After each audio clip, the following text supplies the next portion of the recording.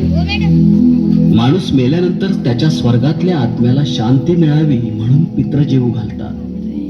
आता बघा हा, ब्राह्मणाचा बाप ब्राह्मण, मराठ्याचा बाप मराठा, माळ्याचा बाप माळी, कोळ्याचा बाप कोळी, महाराचा बाप महार, मांगाचा बाप मांगच, सगळेच वेगवेगळ्या जातीचे. तर मग माणूस मेल्यावर सगळ्यांचा बाप कावळाच का? कुणाचा राजहंस असावा, कुणाचा बगळा असावा, कुणाचा मोर तर कुणाचा बदक असावा. जिवंतपणी माणसा माणसात भेदभाव, तर मेल्यावर समानता, असे का? कोणी रचला हा ढोंगीपणा? मी छत्रपतींवर कविता लिहिली, लोकांनी मला फोन करून विचारलं, तुम्ही मराठा आहात का? मी बाबासाहेबांवर कविता लिहिली, लोकांनी मला फोन करून विचारलं, तुम्ही बौद्ध आहात का? मी फुल्यांवर कविता लिहिली, लोकांनी मला फोन करून विचारलं, तुम्ही माळी आहात का? मी अहिल्या देवींवर कविता लिहिली, लोकांचा मला फोन आला आणि विचारलं, तुम्ही धनगर आहात का? मी अब्दुल कलामांवर कविता लिहिली, लोकांचा मला फोन आला आणि विचारलं, तुम्ही मुस्लिम आहात का?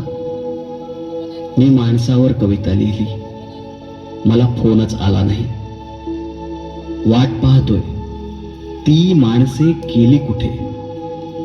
माणसाने माणूस मारून फक्त आणि फक्त जातच जिवंत ठेवली आहे.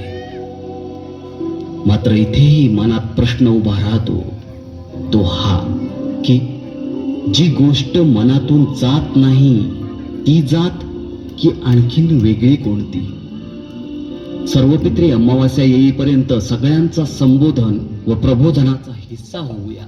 त्याऐवजी एखाद्या गरीब मुलाला अन्न देऊया, पुस्तक देऊया, त्याच्या प्रगतीचा हिस्सा होण्याचा छोटासा प्रयत्न करूया.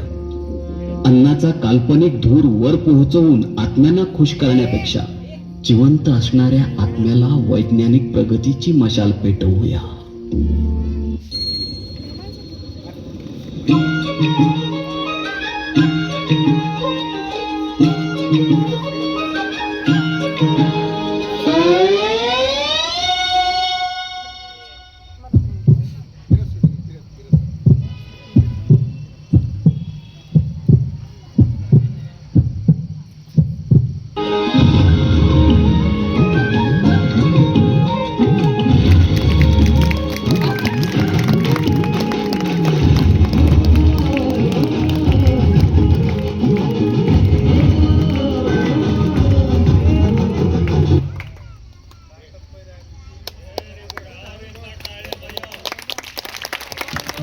खूपच छान विराट काळे.